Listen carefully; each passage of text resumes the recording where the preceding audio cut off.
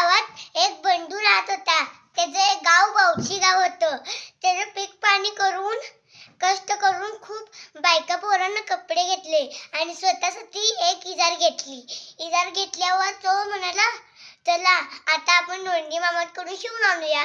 धोंडी मामाकडून त्यांनी शिवून आणलं. मग तो घरी येऊन घातला तर काय बघतो तर काय, तो त्याची पॅन्ट पायाच्या खाली आली होती. तो म्हणाला, आता इथून पुढे बंडू मामाकडे जाणं म्हणजे एक कठीण परिस्थिती. आपण काय करूया, आता आपणच बायकोला विचारून करूया, 4 बोटी जर कापून देतीस का. मग तो परत बायकोकडे गेला. ती म्हणाली, मला सकाळ सकाळ खूप कामं असतात आणि ताईच्या शाळेत पण जायचंय मला. मग तो ताईकडे गेला. ताईला म्हणाला, ताई मला हिला 4 बोटी शिवून देतीस का. नाही, मला कॉलेजला जायचं आहे.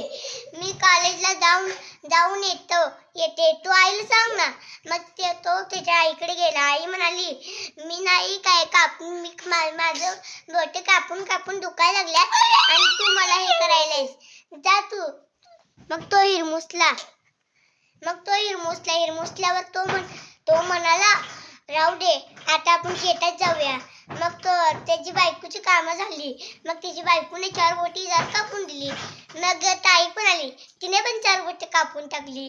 मग आई म्हणाली, आपला पोरगा किती राबराब लागतोय, आपण नुसतं 4 बोटी कापून राहिले त्याला. ओके, तर त्याने पण तसंच केलं. मग बंडू रात्री आला, त्याने पण 4 बोटी कापली.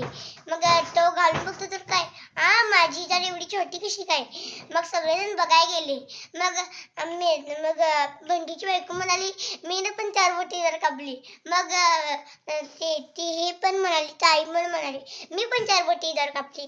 आई पण म्हणाली, मी पण 4 बोटी कापली. आणि परत बंडू पण म्हणाला, मी पण 4 बोटी कापली. असं बघून सगळे खळखळून हसू लागले.